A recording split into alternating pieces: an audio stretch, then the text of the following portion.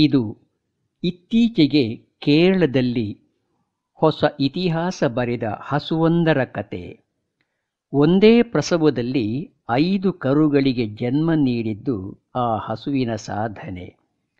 ಅದು ಸಂಭವಿಸಿದ್ದು ದಿನಾಂಕ 16/10/2020 ಗುರುವಾರ ಸಂಜೆ ಹೊತ್ತು ಶಶಿಧರ ಕುರುಪ್ ಅವರ ಮನೆಯಲ್ಲಿ.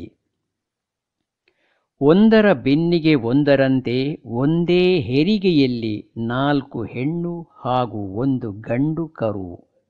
ಊರವರಿಗೆ ಅಚ್ಚರಿಯೋ ಅಚ್ಚರಿ, ಮನೆ ಮಂದಿಗೆಲ್ಲ ಸಂಭ್ರಮವೋ ಸಂಭ್ರಮ.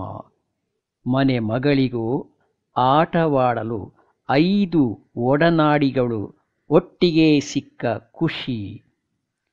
5 ಕರುಗಳಿಗೆ ಜನ್ಮ ನೀಡಿದರೂ ಹಸುವಿನಲ್ಲಿ ಪ್ರಸವ ವೇದನೆ ಕಂಡುಬಂದಿಲ್ಲ, ಯಾವುದೇ ಆಯಾಸ ಕಂಡುಬಂದಿಲ್ಲ.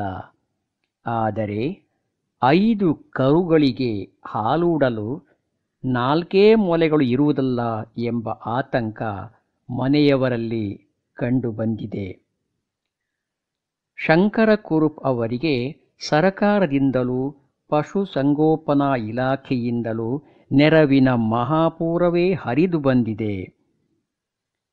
ಅವರಿಗೂ ಒಮ್ಮೆಲೇ 5 ಹೆತ್ತ ವೀರ ಮಾತೆಗೂ ನವಜಾತ ಶಿಶುಗಳಿಗೂ ಅಭಿನಂದನೆಗಳು.